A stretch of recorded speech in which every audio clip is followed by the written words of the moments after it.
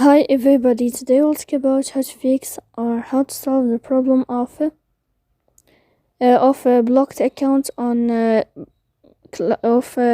Clash of Clans app.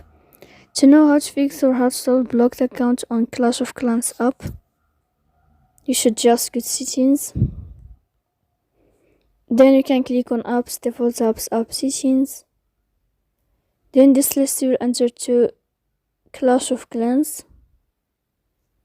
Here you can click on force stop and you can click OK.